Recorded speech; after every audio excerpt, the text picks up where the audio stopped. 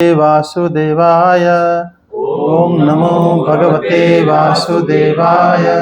ओम नमो भगवते वासुदेवाय। ओम नमो भगवते वासुदेवाय। ओम नमो भगवते वासुदेवाय। नमो भगवते वासुदेवाय। श्रीमद् भागवतम चतुर्थ स्कंद प्रथम अध्याय प्रथम श्लोक। मैत्रेय उवाच अनस्तो शतरूपायं त्रिशः कन्याश्च जज्ञिरे आकुति देवहूतिश्च प्रसूतिरिति विश्रुताः। आकुतिं ऋचये प्रादादपि भातृमतिं नृपः प्रतीका धर्ममाश्रित्य शतरूपानुमोदितः। ये हो गया था क्या? अच्छा 33। वो श्लोक पढ़ के लगा कि हम कर चुके थे।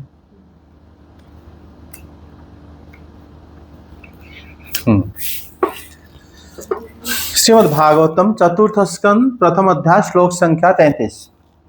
सोम अभुद्वहाणं सेन दतो विष्णुस्तु योगवित् दुर्वासाः शंकरश्चांशो निबोधांगिरसः प्रजः श्रद्धाः त्वंगिरसः पत्नी चतस्रो असूत कन्यकाः शिनिबाली कुहुराका चतुर्थ्यनुमतिस्तथा तत्पुत्र बपरावास्तं ख्यातो खरोचिषोऽन्तरे उतथो भगवान् साक्षात् ब्रह्मिष्ठश्च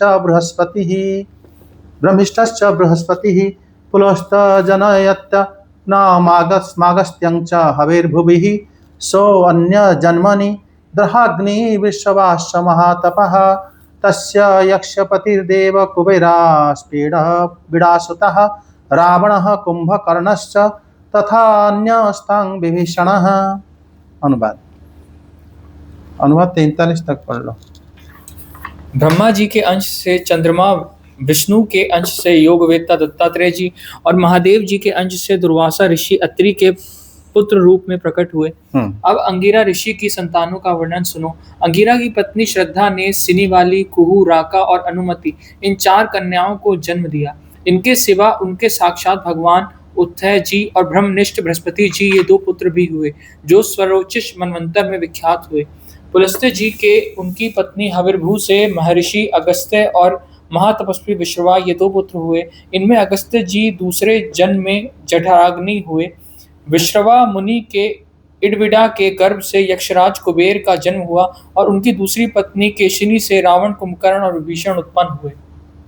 महामते महर्षि पुलह की स्त्री परम साध्वी गति से कर्मश्रेष्ठ वरियान और सहिष्णु ये 3 पुत्र उत्पन्न हुए। इसी प्रकार क्रतु की पत्नी क्रिया ने ब्रह्म तेज से दीप्यमान बाल खिल्या आदि 60,000 ऋषियों को जन्म दिया। शत्रु तापन विदुर जी वशिष्ठ जी की पत्नी ऊर्जा से चित्रकेतु आदि 7 विशुद्ध चित्त ब्रह्म ऋषियों का जन्म हुआ। उनके नाम चित्रकेतु, सुरोचि, विरजा, मित्र, उल्बण, वसु, भृद्यान और द्युमान थे। इनके सिवा उनकी दूसरी पत्नी से शक्ति आदि और भी कई पुत्र हुए। अथर्वा मुनि की पत्नी चित्ती ने दयांग दधीची नामक एक तपोनिष्ठ पुत्र प्राप्त किया, जिसका दूसरा नाम अश्वशिरा भी था। भृगु के वंश का वर्णन सुनो। महाभाग भृगु जी ने अपनी भार्या ख्याति से धाता और विधाता नामक पुत्र तथा श्री नाम की एक भगवत परायणा कन्या उत्पन्न की। मेरु ऋषि ने अपनी आयति और नियति नाम की कन्याएं क्रमशः धाता और विधाता को ब्याही। उनसे उनके मृकंड और प्राण नामक पुत्र हुए। देखो, इसमें हम पिछले क्लास में ये चर्चा करे थे कि अत्रि मुनि जब पुत्र प्राप्ति के लिए वो तपस्या करे थे, है ना। उनकी पत्नी का नाम थी अनुसया।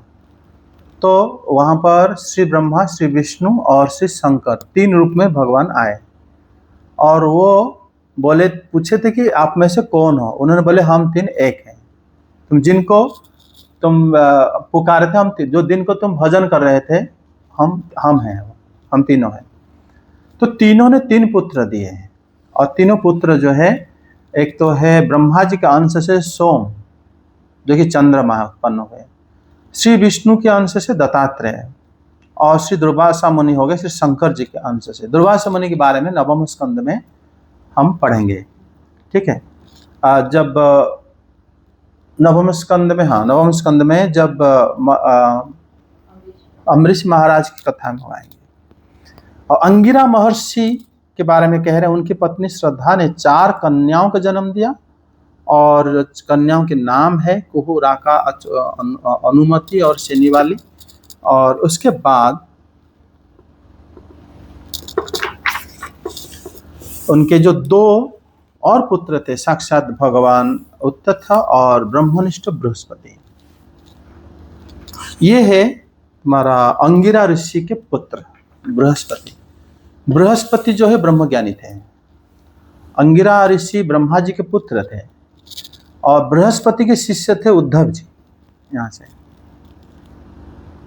जाए थे स्वर्ग जाके उनको, जैसे अर्जुन जी स्वर्ग गए थे और मतलब इनसे इंद्र जी से मिल के आए थे ना, शस्त्र वगैरह लेकर। और अर्जुन जी स्वर्ग जाने के लिए शंकर जी ने उनको रास्ता बताए थे। और फिर जब शंकर जी से उन्होंने उनको प्रसन्न किया तब भगवान ने बोले तुम स्वर्ग जाओ। उसी तरह उद्धव जी गए थे स्वर्ग, जो बृहस्पति जी से पढ़ के आए थे ब्रह्म ज्ञान। और उद्धव जी और इसमें उत्तथ और बृहस्पति दोनों ही उनके पुत्र थे अंगिरा मुनि के। और ये दोनों स्वारची से मनवंतर में ही ये प्रसिद्ध हुए थे। उसके बाद अभी हमारा कौन सी मनवंतर चल रहा है? वैवस्वत मनवंतर ना। पुलस्त ऋषि अपने हविर्भु नामक पत्नी के गर्भ से 2 पुत्र उत्पन्न किए थे, अगस्त्य जी और विश्रवा। पुलस्त मुनि के वंश में विश्रवा मुनि हुए थे। विश्रवा के मुनि के पुत्र में रावण आता है। तो रावण देखो एक अच्छा वंश है, ब्रह्मा जी से 2-3 पीढ़ी के नीचे है। और भगवान जब श्री राम के अवतार आए, कितने मतलब युगों के बाद आए भगवान, फिर उनसे शत्रुता का, तब तक रावण था। नहीं, पुलस्त जी के जो पुत्र है अगस्त्य और विश्रवा। अगस्त्य जी एक तरह से रावण के, और अगस्त्य जो विश्रवा जी के पुत्र हो गए रावण, क्योंकि विश्रवा जी इडबिडा से कुबेर आए और केशिनी से रावण आए, इसलिए रावण और कुबेर भाई कहा जाता है। और रावण की जो मतलब पिता के भाई जो हैं वो अगस्त्य मुनि हैं, मतलब ताऊ जी। वो अगस्त्य मुनि भी चाहते थे कि रावण मर जाए, उनके वंश की हैं। और उन्होंने अस्त्र शस्त्र सब भगवान को दिए थे कि इसको रावण को, तो इस प्रकार से रावण खत्म होगा। तो ये सब भगवान की लीला है। और इसमें रावण, कुंभकर्ण, विभीषण तीनों ही उत्पन्न हुए थे तब। ये सब स्वयंभू मनवंतर की कथा है। उसके बाद पुलह ऋषि के पत्नी के जो नाम गति थी, उनसे 3 पुत्र हुए थे, कर्मश्रेष्ठ, वरियान और सहिष्णु। फिर क्रतु के ऋषि क्रतु के जो पत्नी क्रिया, ये जो पत्नी के नाम से बताया जा रहा है क्रिया है, पुलह मुनि के पत्नी के नाम है जो गति, और जो पुलस्त ऋषि की पत्नी के नाम हविर्भु, ये सब देवहूति माता की कन्याएं थी, महर्षि कर्दम के, ब्रह्मा जी के पुत्र, लेकिन कर्दम जी के कन्या विवाह हुए थे। इसलिए कर्दम जी को ब्रह्मा जी के समान माना जाता है, क्योंकि ब्रह्मा जी की छाया से कर्दम जी उत्पन्न हुए थे, इसलिए उनको पुत्र नहीं कहा जा सकता। फिर भी उनको वो पिता तुल्य उनको मानते थे, क्योंकि ब्रह्मा जी से सृष्टि हुए थे। और उनके कन्या और ब्रह्मा जी के पुत्र, उनसे विवाह हुआ था। और कर्दम जी ब्रह्मा जी की छाया से उत्पन्न हुए थे। छाया जो है किसी भी व्यक्ति का उसके समान रूप से उसको ग्रहण किया जाता है। जैसे कोई मतलब अंगुष्ठ से आए, वो शरीर के अंश हो गए, वो पुत्र माना जाते हैं। जिस वशिष्ठ ऋषि हो गए, मन से आए अत्रि मुनि, इस प्रकार। लेकिन ये आए थे छाया से, कर्दम मुनि, और कर्दम मुनि की कन्याओं के साथ उनके विवाह हुआ था। ठीक है। और उसके बाद महर्षि क्रतु के जो पुत्र 60,000 बालखिल्य ऋषि हुए, इनके बारे में पंचम स्कंद में हम लोग पढ़े थे ना, पढ़ेंगे आगे। तो उसमें आएगा कि सूर्य भगवान के जो रथ घूमता है, 12 स्कंद में 2 बार आएगा। तो रथ के सामने बालखिल्य ऋषि लोग जो है सूर्य भगवान को स्तुति करते हैं। आपको जानते हो सूर्य रथ जो चलता है, उनके जो सारथी है सामने की तरफ मुंह नहीं करता, वो पीछे की तरफ मुंह करके चलते हैं। भले सूर्य भगवान को पीठ नहीं करते, वो सूर्य भगवान के सामने करके रथ अपने आप वो जो घोड़े को ना वो हाँकते हैं, फिर भगवान को हाथ जोड़ के स्तुति करते हैं। बालखिल्य ऋषि भी वो पीछे पीछे चलते हैं।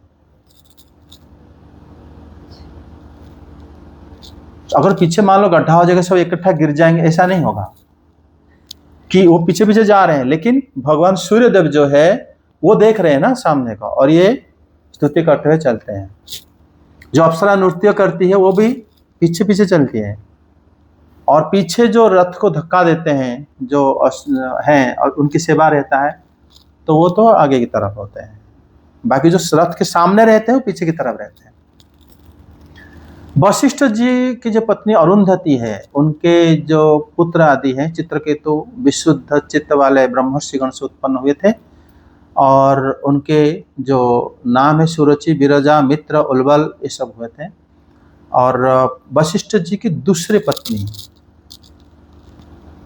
उनके जो पुत्र थे वो शक्ति मुनि हुए थे आदि, उनके 100 पुत्र थे एक्चुअली। और उनसे युद्ध हुआ था विश्वामित्र जी का, तो बहुत सारे पुत्र खत्म हो गए थे। शक्ति ऋषि थे जीवित थे अकेले। शक्ति ऋषि जो है वो फिर निर्वाण प्राप्त हो गए थे, कि उन्हीं के पुत्र होते थे न हुए थे पराशर मुनि। और फिर उसके बाद अथर्वा ऋषि के जो पत्नी चिति थी, उनके पुत्र थे दधीचि मुनि, जिनको हम लोग पढ़ेंगे 6ठ स्कंद में। देवता लोग दधीचि मुनि को बोले थे कि आप अपना शरीर छोड़ दो, आप अपने हड्डी हमें चाहिए, तो उन्होंने देवताओं के कल्याण के लिए अपना शरीर छोड़ दिए थे। दधीचि मुनि के बारे में 6ठ स्कंद में हम जानेंगे। और उनका दूसरा नाम अश्वशिरा था। फिर महर्षि भृगु जो वंश में उनका धाता विधाता 2 पुत्र थे, और दोनों, उनका एक भगवत परायणी पुत्री थी श्री, और उनका जो मेरु नाम के ऋषि अपनी आयति और नियति नामक पुत्रियों के विवाह धाता विधाता से करा दिए थे। उसमें से मुरकंड हुए, मुरकंड के पुत्र मार्कंडेय हुए, और उसके मुरकंड ऋषि के पुत्र मार्कंडेय हुए, और प्राण महर्षि के पुत्र वेदशिरा हुए। भृगु महर्षि का एक पुत्र का नाम कवि था, उषना जिसको कहते हैं, उनके पुत्र है शुक्राचार्य। ये भृगुवंशी ब्राह्मण है सब लोग। और सभी मुनियों ने अपनी सृष्टि के द्वारा सृष्टि का विस्तार किया। इस तरह से मैंने आपको महर्षि कर्दम की जो पुत्रियां थी उनके वंशज को बता दिए। अब जो मनुपुत्री प्रसूति के बारे में सुनो, जिनका ब्रह्मा जी ने दक्ष के साथ विवाह हुआ था। प्रसूति किसकी पुत्री है? वो है स्वयंभुव मनु के। ठीक है, श्लोक से अनुवाद देखो, और 48 श्लोक से।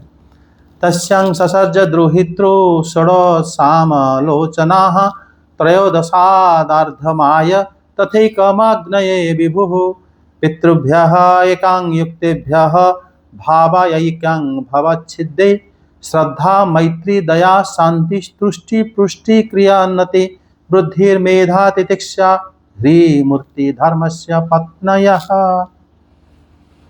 श्रद्धा सुता शुभं मैत्री प्रसाद सभयं दया शांति सुखं मुदं तुष्टि स्मयं पुष्टिरशिवतः। अनुवाद पाठ करो। विदुर जी, इन सब मनुष्यों ने भी संतान उत्पन्न करके सृष्टि का विस्तार किया। इस प्रकार मैंने तुम्हें कर्दम जी के दोहित्रों की संतान का वर्णन सुनाया। जो पुरुष इसे श्रद्धा पूर्वक सुनता है उसके पापों का यह तत्काल नष्ट कर देता है।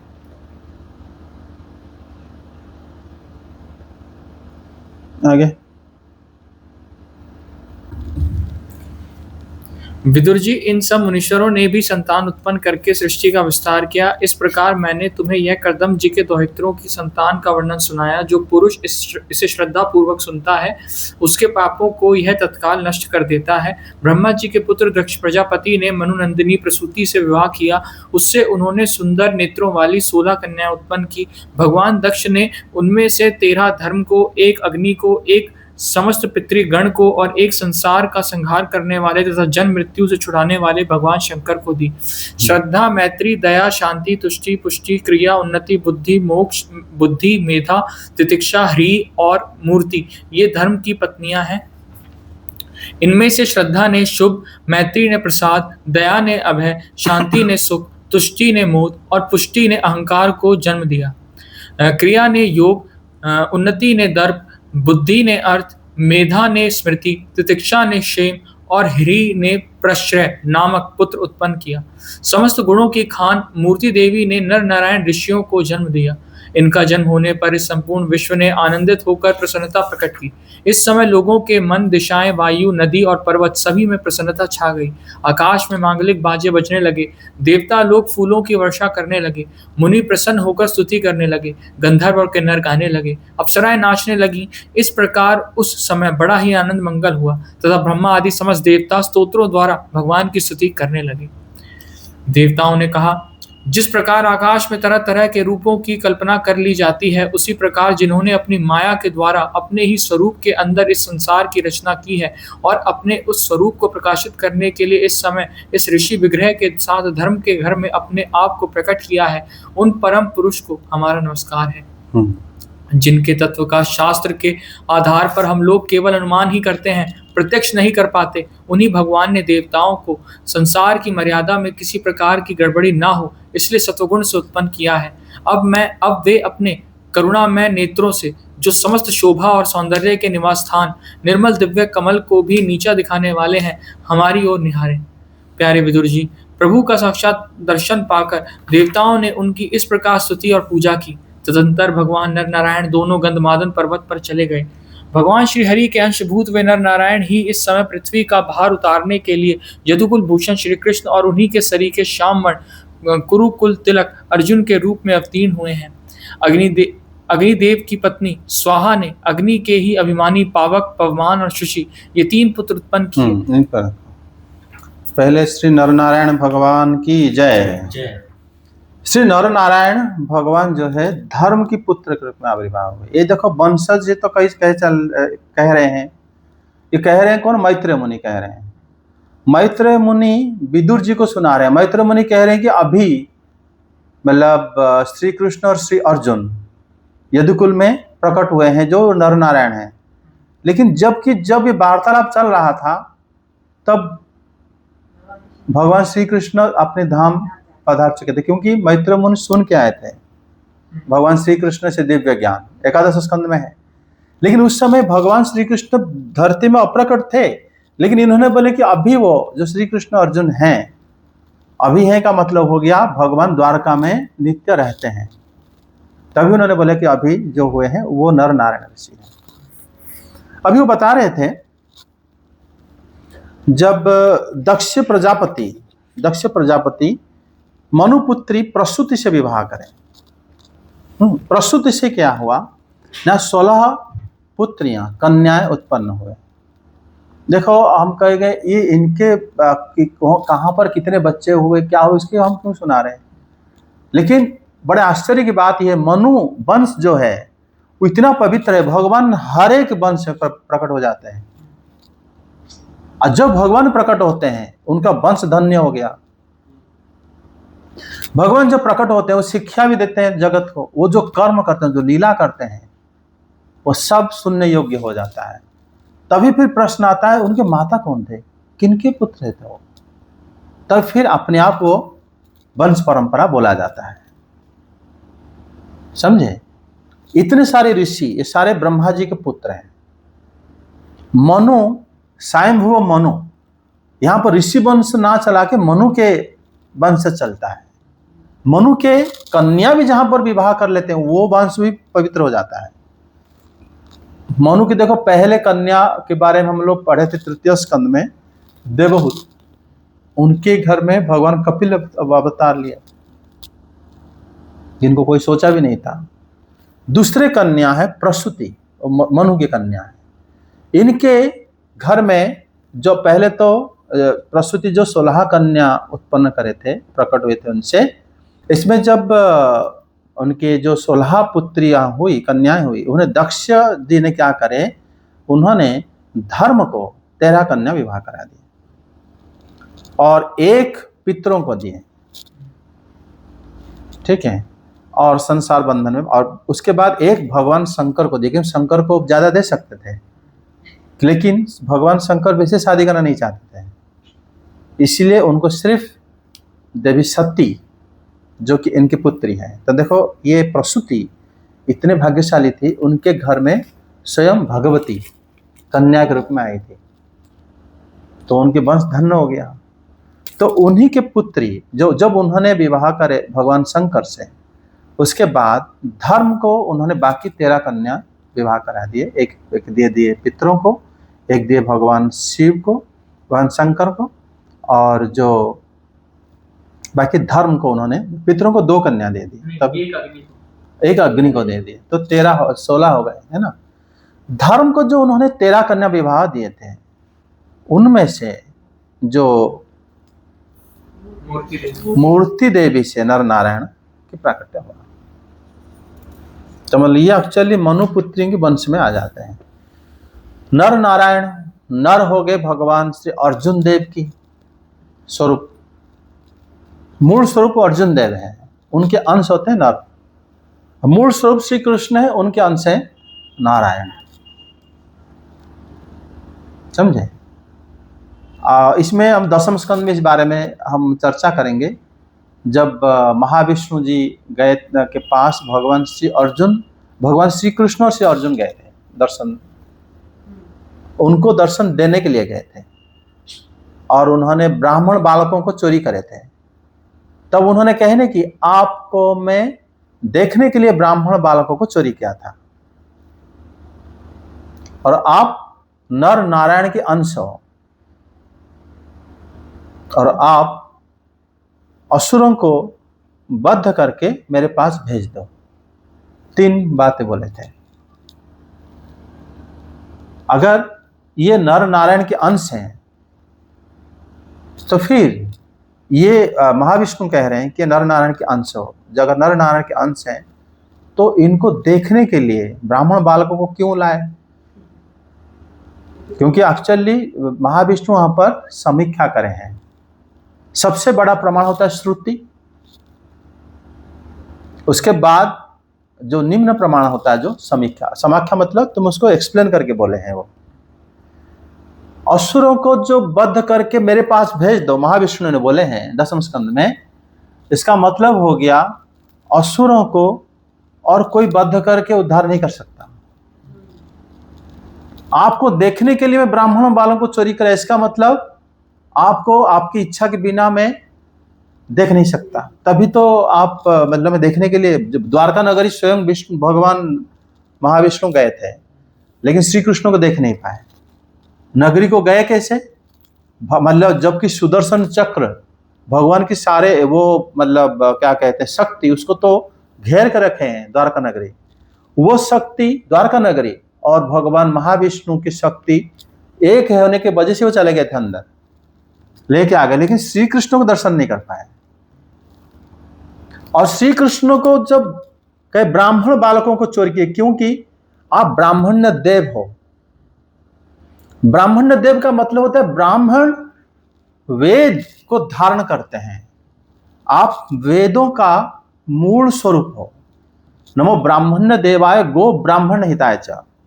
आप गो और ब्राह्मण के स्वरूप हो। गो को आप जो हित करते हो, गाय मतलब गैया को, गैया माता को, इसका कारण है गैया जो है वो हवीर है, वहीं से यज्ञ की सामग्री हमें मिलता है, और उनको हित चाहते हैं, मतलब यज्ञ का हित भगवान चाहते हैं। यज्ञ का पुरुष भगवान विष्णु है।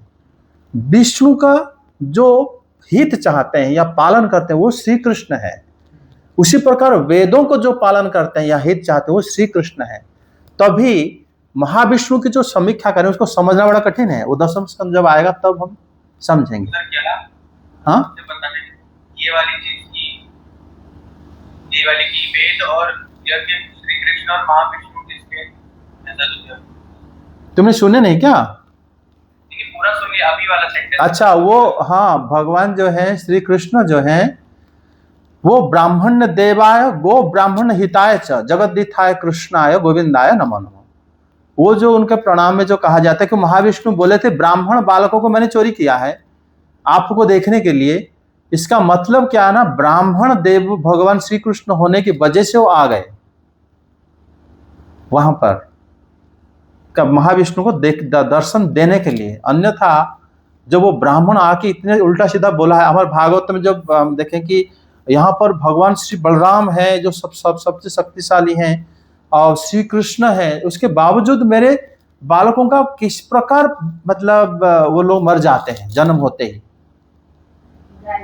हाँ, तभी ये लीला भगवान स्वयं कराए थे। अर्जुन जी उस समय द्वारका में थे जब उनका अंतिम पुत्र जब प्रकट हुआ और भगवान मतलब माया द्वारा लीला कराए थे। और अर्जुन जी जब जानते अर्जुन देव क्या करे, जब वो घर को आच्छादित कराए थे पूरे अस्त्रों से, उसी समय उन्होंने पाशुपत अस्त्र से करे, पाशुपत अस्त्र से करे और महाविष्णु आए लेके चले गए। अगर उसी समय वो श्री कृष्ण की हरिनाम अस्त्र में अगर कर दिए होते, जैसे ध्रुव महाराज उठाए थे हरिनाम अस्त्र, तब तो कुछ लीला और होता। ये मतलब माया उनको, योग माया उनको इस तरह कराए थे कि ताकि ये लीला सबको जगत को पता चले महाविष्णु के साथ श्री कृष्ण की। उससे पहले सुखदेव गोस्वामी पाद पहले बताए थे कि कौन श्रेष्ठ है, श्री ब्रह्मा जी, श्री शंकर जी या श्री विष्णु जी। भृगुदेव की जो लीला, उसके बाद जब विष्णु जी सर्वश्रेष्ठ हो गए, उसके बाद श्री विष्णु को मतलब में से महाविष्णु सर्वश्रेष्ठ, फिर श्री कृष्ण कौन है, उसी लीला को बताने के लिए सुखदेव गोस्वामी पाद ये लीला बताए थे। भागवत में बड़ा रहस्यमय पुराण है। वास्तव इसमें कोई श्रेष्ठ कोई छोटा नहीं है। श्री देखो तृतीय स्कंद में स्पष्ट लिखा गया है कि श्री विष्णु श्री कृष्ण और मतलब ये हमारे श्री ब्रह्मा श्री विष्णु श्री महेश एक है। 10वें स्कंद में जाके कहा गया है कि तीनों में से श्री विष्णु श्रेष्ठ है। क्यों श्रेष्ठ नहीं है, सब एक ही है, एक तत्व है एक्चुअली। तभी वो कह रहे हैं कि श्लोक कौन सा, हाँ, जब नर नारायण भगवान के आविर्भाव हुआ उसी समय सब लोग जो ऋषियों के जो उसी समय क्या ना, विश्व अत्यंत सुख अनुभव करते हुए प्रसन्न हो गया, भक्तों का मन प्रसन्न हो गया। जब भगवान आविर्भाव हुए ये धरती पर, सबको जब आविर्भाव होते हैं सबको प्रणाम, सबको दिखने लगते हैं। उसी समय भगवान जब दिखने लगते हैं, अवतार जो भगवान लेते हैं, जो भक्त रहते हैं, जो भगवान जब प्रकट होते हैं, प्रकट का मतलब होता है अभी भी भगवान हैं, प्रकट हैं भक्तों के लिए। अभी भी आप देखो भक्त लोग भगवान को दर्शन करते हैं, ब्रज में अभी भी भगवान लीला करते हैं, लेकिन वो भूमि को स्पर्श नहीं करते, सब लोग को नहीं दिखते हैं। जब भगवान सबको दिखते हैं उस समय क्या होता है, उसको कहा जाता है कि भगवान आविर्भाव हुए, जन्म हुए। उस समय भक्तों के मन जो है प्रसन्न होता है। दिशाएं वायु नदियां, इसमें प्रसन्नता छाई जाती है। वायु में प्रसन्नता छाए का मतलब, वायु जो है वो शीतल या उष्म होता है, दो प्रकार की, गर्म होता है तो ठंडा होता है। प्रसन्नता छाए मतलब जो सुख देगा हमें, उस प्रकार वायु चलने लगती है, जो हमें आराम देगा। क्योंकि भगवान आविर्भाव जो होता है, दिशाएं, चारों दिशाएं में, जैसे कब दिशा खराब लगता है हमें, चारों तरफ अगर घनघोर अंधेरा हो गया, बिजली चमक तो हमें अच्छा नहीं लगता है ना। लेकिन अगर दिशाएं बड़ा निर्मल है, और फिर नदियां, अभी देखो नदियां सब सही नहीं है, लेकिन नदियां निर्मल हो जाती हैं जब भगवान आविर्भाव होते हैं। पर्वत, वो भी प्रसन्नता छाया जाती है। पर्वत में सब खनिज देखने को मिलता है, चांदी, सोने और मूल्यवान पत्थर, ये सब दिखते हैं, तो पर्वत भी बड़ा सुखावना लगता है। और आकाश में मंगलमय वाद्य बजने लगते हैं, आकाश में पुष्प की वृष्टि होती है और मुनिजन संतुष्ट हुए मुनिजन स्तुति करने लगते हैं और गंधर्व किन्नरगण गीत गाते हैं, अप्सराएं नृत्य करती है। और उस समय अत्यंत मंगल हुआ और ब्रह्मा आदि देवता भगवान को स्तुति करने लगे। भगवान किसी भी जगह में आविर्भाव हो सकते हैं, जब होते हैं ये प्रकार के वातावरण हो जाता है, सब लोग बड़ी खुशी से और मुनिजन बड़े मतलब संतुष्ट होकर भगवान की स्तुति करने लगे। गंधर्व किन्नर गाने लगे, अप्सरा नृत्य करने लगे। अप्सरा नृत्य करने का मतलब उनको अच्छा लगा कि भगवान प्रकट हुए हैं, वो नाचने लगे खुशी से। अभी अगर मान लो तुम्हें कुछ अच्छा न्यूज मिला, यहाँ तो तुम मतलब कूदोगे नहीं, लेकिन अपने घर में जाके कम से कम अकेले में तो नाचोगे तो सही है कि नहीं। वही हाल उनका हो गया था। तो यहाँ पर जब वो लोग खुशी से नाचे और फिर मंगलमय ब्रह्मादि देवता स्तुति करने लगे, वो क्या बोले, यो माया विरचितं निजयात्मनिदं खेरूप भेदामिव तत चितक्षणाय एतेन धर्म सदने ऋषि मूर्तिना अद्य प्रादुश्चकार पुरुषाय नमः परस्मै। वो कह रहे हैं कि जिस तरह निरूप आकाश में गंधर्व नगर आदि रूपों में कल्पना कर लिया जाता है, खे रूप भेदम एव यह निजया माया आत्मने इदं विरचितम। हम लोग ये जगत में जितने वस्तु हम देखते हैं, हमारे मन में एक इमेजिनेशन होता है। कोई अगर कहेगा कि तुम्हारा शादी विवाह ठीक हो गया और वो कन्या बहुत सुंदर है, इस तरह दिखती है, तो फिर तुम्हारे मन में एक इमेजिन आ जाएगा, है कि नहीं। अगर कोई सी हीरोइन को तुम पसंद करो तो उसके नाम मिलता जुलता हो कह देंगे तो तुम्हें एक आइडिया आ जाएगा। ब्रह्मा जी कह रहे हैं कि हम कोई भी कल्पना जो करते हैं, वास्तव में आप वो कल्पना से परे हो जाते हो। मतलब ये तो कोशिश करते हैं कि ब्रह्मा जी उन्होंने भगवान को देखे थे, लेकिन नर नारायण उस तरह नहीं आए थे, कपिल भगवान वैसा नहीं आए, नरसिंह भगवान तो बिल्कुल आउट ऑफ थॉट है समझ सब लोगों का।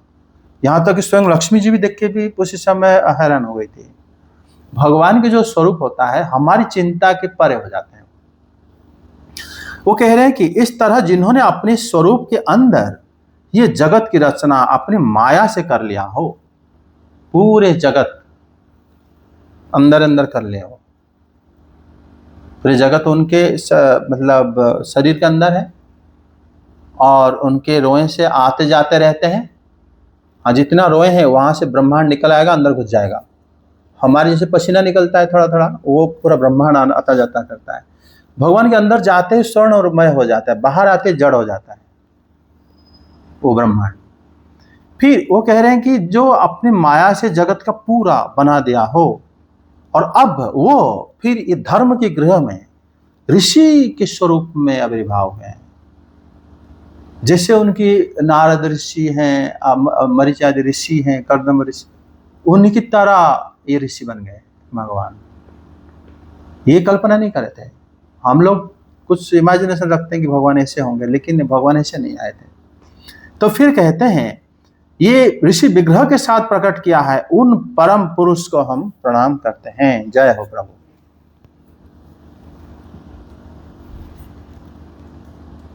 श्रीधर स्वामी पाद वही कहते हैं कि जिन्होंने अपनी माया के द्वारा अपने जिस स्वरूप में आकाश में कल्पित किए जाने वाले गंधर्व नगर आदि के समान संपूर्ण विश्व रचना कर लिया हो, अपने स्वरूप को प्रकाशित करने के लिए उन्होंने ऋषि के रूप में आविर्भाव हुए।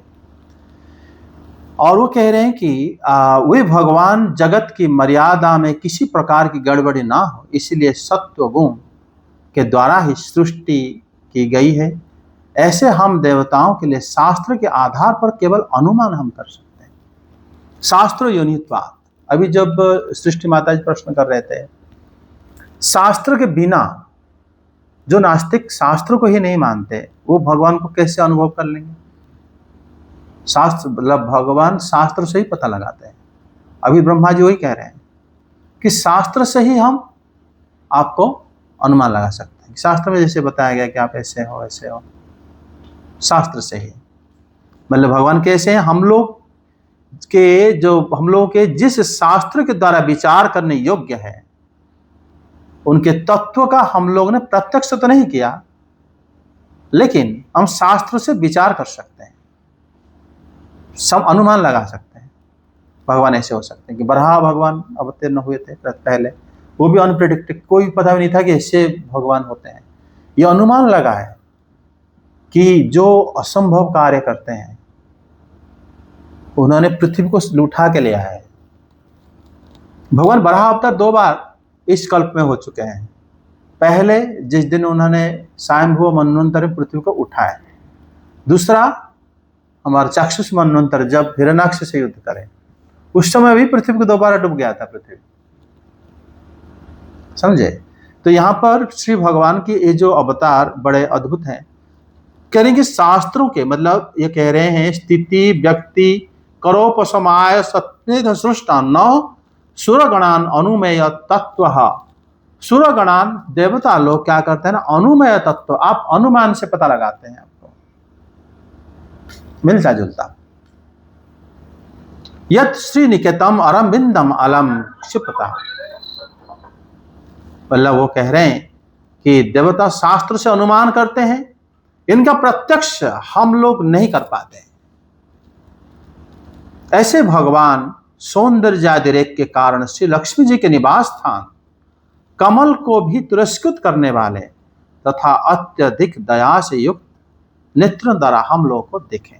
मतलब भगवान के जो स्वरूप है वो अलग होता है, उनका दृष्टि भी अलग है। भगवान पहली बात तो कोई दृश्य है ही नहीं, तो माया से देखते हैं। भगवान के अंदर अगर तुम हो, तुम उनको कैसे देखोगे? अगर पूरे ब्रह्मांड उनके अंदर है और हम उनको कैसे देखेंगे? हम ये भगवान कैसे कह सकते हैं? वो हमें देखते हैं हमेशा, क्योंकि हम उनके अंदर है, वो हमें देख सकते हैं। लेकिन हम जब देखते हैं, वो जब चाहते हैं, वो माया स्वरूप में हमें दिखाते हैं कि हम ऐसा। 58 श्लोक में बता रहे, हे तात एवं लब्धा बलोकै सुरगणे ही अभितुष्ट ही भगवतो अर्चितो गंध मादनम ययगो। सब लोगों से पूजित होकर भगवान गंधमादन पर्वत पर चले गए। भगवान की कृपा पूर्ण अवलोकन को प्राप्त करें। भगवान वो चाहते थे कि हमें भगवान अच्छे से देखे, हम देखें, इनका ये नहीं, वो हमें देख ले एक बार। और मतलब सब लोग चाहते हैं कि जैसे पुरी में जगन्नाथ जी साल में एक बार निकलते हैं, तो सारे भक्त पूरा भीड़ रहते हैं और भगवान को टाहिया पहना देते हैं, ऊपर बड़ा सा जो फूल का बनता है। कहीं तुम खड़े रहो बरदांड में, वो दिखेंगे टाहिया भगवान जो आते हैं। तो वो चाहते हैं कि भगवान की जो बड़े आंखें हैं उनके, सबको देख लें एक साथ। जैसे यहाँ ब्रह्मा जी मतलब कह रहे थे कि आप अपनी दया युक्त नेत्र से हम लोग को देखें। भगवान उनको देखे, देखने के बाद अपनी नेत्रों से फिर वो सबसे पूजित होकर गंधमार्दन पर्वत पर चले गए। नर नारायण ये दोनों ही भगवान श्री हरि के अंश। तो इमो वो भगवतः हरे अंशो इह भुवः भक्त्या यदो कुरु द्वो ही कृष्णो। और ये ही वास्तव में पृथ्वी की भार दूर करने के लिए कुरुवंश में श्री कृष्ण श्री अर्जुन के रूप में अवतीर्ण हुए हैं। अग्नि देवी की जो पत्नी स्वाहा है, उन्हीं के 3 पुत्र हुए, वो भी अग्नि ही हो गए। उसके बाद तीनों से फिर 45 अग्नि उत्पन्न है, वो सब मिलके 49 अग्नि हो गए। सब अग्नि से अभिन्न थे वो लोग। और उसके बाद श्लोक 62 से, वैतानिकै कर्मणा यन्नामभिर्ब्रह्मादिभिः अग्नयः इष्टयो यज्ञे निरूप्यन्ते अग्नयस्तु ते। अग्निस्वाता बहिर्सदः सौम्याः पितरः आज्यपाः अग्नेयो नग्न यस्तेषां पत्नी दाक्षायणी स्वधा तेभ्यो ददार कन्ये तु वायुनां धरणिं स्वधा उभेते ब्रह्मवादिनो ज्ञान विज्ञान पारगे भवस्य पत्नी तु सती भवं देव मनुव्रता आत्मनः सदृशं पुत्रं न लेभे गुणशीलतः पितर्य प्रतिरूपे स्वे भवाया नागसेरुषा अप्रौढे बात्मनात्मा नम जहादो संयुता। इति श्रीमद्भागवत महापुराणे चतुर्थ स्कंदे विदुर मैत्र संवाद प्रथम अध्याय। अनुवाद। अग्निदेव की पत्नी स्वाहा ने अग्नि के ही अभिमानी पावक, पवमान और शुचि ये 3 पुत्र उत्पन्न किए। ये तीनों ही हवन किए हुए पदार्थों का भक्षण करने वाले हैं। इन्हीं तीनों से 45 प्रकार के अग्नि और उत्पन्न हुए। यही अपने 3 पिता और 1 पितामह को साथ लेकर 49 अग्नि कहलाए। वेदज्ञ ब्राह्मण वैदिक यज्ञ कर्म में जिन 49 अग्नियों के नामों से अग्नेय की इष्टियां करते हैं वे यही हैं। अग्निश्वात, बहिर्षद, सोमप और आज्यप ये पितर हैं। इनमें साग्निक भी है और निरग्निक भी। इन सब पितरों की पत्नी दक्ष कुमारी स्वधा है। इन पितरों से स्वधा के धारिणी और वयुना नाम की 2 कन्याएं हुई। वे दोनों ही ज्ञान विज्ञान में पारंगत और ब्रह्म ज्ञान का उपदेश करने वाली हुई। महादेव जी की पत्नी सती थी। वे सब प्रकार से अपने पतिदेव की सेवा में संलग्न रहने वाली थी, किंतु उनके अपने गुण और शील के अनुरूप कोई पुत्र नहीं हुआ, क्योंकि सती के पिता दक्ष ने बिना ही किसी अपराध के भगवान शिव जी के प्रतिकूल आचरण किया था। इसलिए सती ने युवावस्था में ही क्रोधवश योग के द्वारा स्वयं ही अपने शरीर का त्याग कर दिया था। मतलब भगवान जो निर्दोष शंकर जी के विरुद्ध मैत्र मुनि कह रहे हैं कि अनागसे भवाय, अनाग से उनका कोई दोष नहीं था भगवान शिव के। स्वे पितरी अप्रतिरूपे रुषा, रुषा शब्द का अर्थ होता है नाराज। रुषा शब्द हिंदी में व्यवहार होता है क्या? रुस गया, रूठ गया। हाँ, रुषा का मतलब होता है नाराज हो गए। क्यों? फिर किससे? स्वे पितरी, अपने पिता के ऊपर। अप्रतिरूपे रुषा अप्रौढ़ैव योग संयुता, तो बूढ़ी भी नहीं हुई थी। अप्रौढ़ मतलब ये सती माता बूढ़ी क्यों होगी? लेकिन ये कह रहे हैं कि अप्रौढ़ है। अप्रौढ़ मतलब ज्यादा समय नहीं हुआ था विवाह का, कम दिन हुए थे। और उन्होंने क्या करे ना, योग के द्वारा वो कह रहे हैं अप्रौढ़ैव योग संयुता आत्मनात्मानम अजहत, अपने आत्मा को, अपने आत्मा मतलब शरीर हो जाता है, आत्मा मतलब निजे हो जाता, मन भी हो जाता है। उन्होंने अपने आप को अजहत कर दिए, अपने आप को उन्होंने अंतर्धान कर दिया। योग माया मतलब ये है महामाया हमारे सती माता। सती माता जो इस प्रकार क्यों करे थे? उनका पुत्र नहीं था, कोई संतान नहीं थे। भगवान शिव के साथ विवाह हुआ था, कोई संतान नहीं थे। निरपराध शंकर जी के प्रतिकूल आचरण किए थे उनके पिता।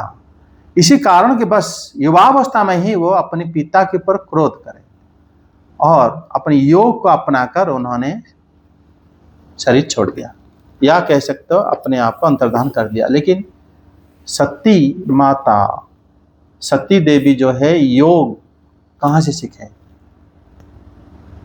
और कोई कन्याओं के बारे में इस बार वर्णन हुआ नहीं कि ऐसे योग के माध्यम से ऐसे करे। सती माता करे थे।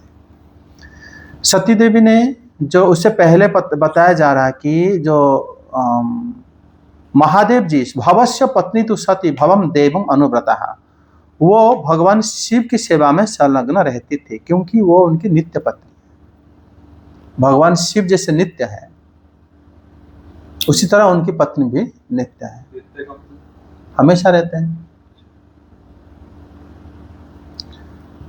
और उनको अपने गुण और शील के अनुरूप कोई पुत्र नहीं था। मतलब आत्मा सदृशं पुत्रं न ले भी, उनके गुण और शील के मतलब रूप कोई पुत्र उनके पास नहीं था। भगवान शिव के जो पुत्र 2 हुए भी वो भी अनोखे मतलब अनोखे प्रकार से हुए हैं। कार्तिकेय जी की सीधा सीधा वो पार्वती माता से नहीं हुए उनके जन्म।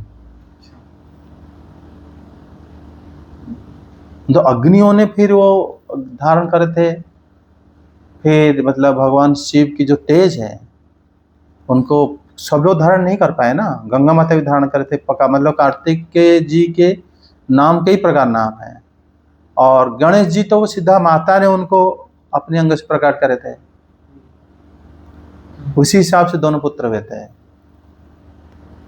माता पार्वती के, मतलब ये भगवान शिव के पुत्र है, वंश है उनके। और बड़े अद्भुत, क्योंकि वो भगवान के अवतार हैं, और इसी हिसाब से उनके लीला भी थोड़ा अलग अलग प्रकार की है, साधारण मनुष्य जैसा है ही नहीं। और यहाँ पर देवी सती जब विवाह हुआ था, उससे पहले जो आकुति देवी थे उन्हीं के मतलब पुत्रियों में वो आती है। तो वो देवी सती जो है वो उन्होंने माता की उस प्रकार भक्ति करी, जैसे श्री नारद उनके घर आते थे ना, जैसे इनको उन्होंने बताई थी देवहूति देवी को कर्दम जी के बारे में और भगवान के बारे में। तो कर्दम जी भी भगवान के बारे में बताए थे, तो उनके पुत्र कपिल भगवान हुए थे।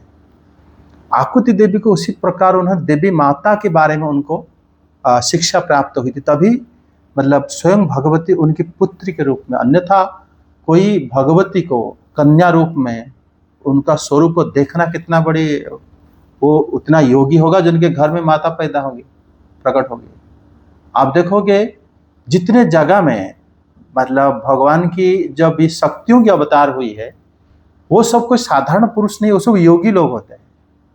जनक राजा देखो, विदय है, स्त्री है लेकिन भोग नहीं करते थे, वो राज्य शासन करते थे, ऋषि हैं, उन्हीं के कन्या हुए थे माता सीता। नहीं तो इस प्रकार योगी नहीं होंगे तो माता को देखेंगे कैसे, माता को पालेंगे कैसे, उनको कैसे कपड़ा पहनाएंगे, उनको रखेंगे कैसे। उस प्रकार उसी कोटि के भक्त होना चाहिए। वृषभानु हमारे जो कीर्तिदा वृषभानु देव भी, वो भी उसी प्रकार भक्त थे, तभी तो वो भी योगी थे दोनों। तब उनके घर में फिर श्री राधा रानी के प्राकट्य हुआ था। उसी प्रकार लोग ही मतलब माता के जो प्राकट्य जहाँ जहाँ भी होता है पुराण में आप देखोगे, बड़े मतलब अच्छा लगता है जानने में। हिमालय की पुत्री जब माता पार्वती बनी, वो भी उसी प्रकार, वो भी माता को उन्होंने पूजा पाठ आदि करे थे, और माता उनके पर संतुष्ट हुई थी, तब वरदान दी थी, तब उनकी पुत्री हुई थी। ऐसा। तो इसके आगे अध्याय में हम लोग जानेंगे दक्ष यज्ञ के बारे में, उसी में भगवान शंकर की और महिमा हम सुनेंगे। जय जगन्नाथ, हरि बोल। श्री कृष्ण गोविंद हरे मुरारे, हे नाथ नारायण वासुदेव। कृष्ण गोविंद हरे मुरारे, हे नाथ नारायण वासुदेव। कृष्ण गोविंद हरे मुरारे, हे नाथ नारायण वासुदेव।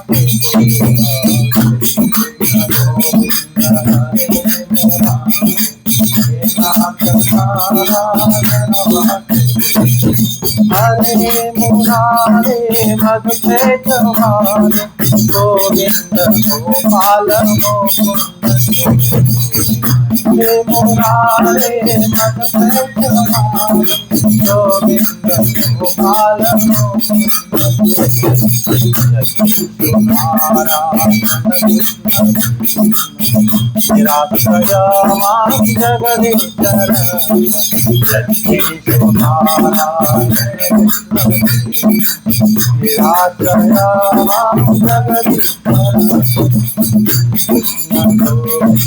हरे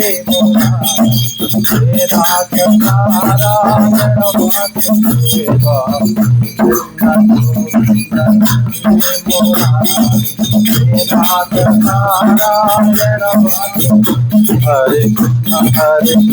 Krishna Krishna Hare Hare, Hare Ram Ram Ram Hare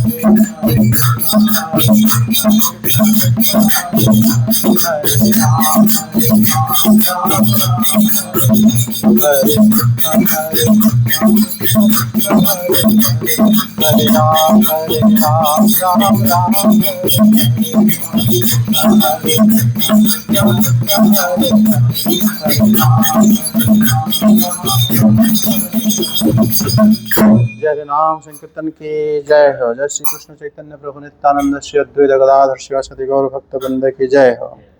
जय श्री बलदेव, जय श्री सुभद्रा, जय श्री जगन्नाथ सुदर्शन देव की जय हो। जगन्नाथपुरी धाम की जय हो। वृंदावन धाम की जय। भक्तिदेव तुलसी माता की जय। श्रीमद् भागवतम की जय। जय जय श्री राधे श्याम।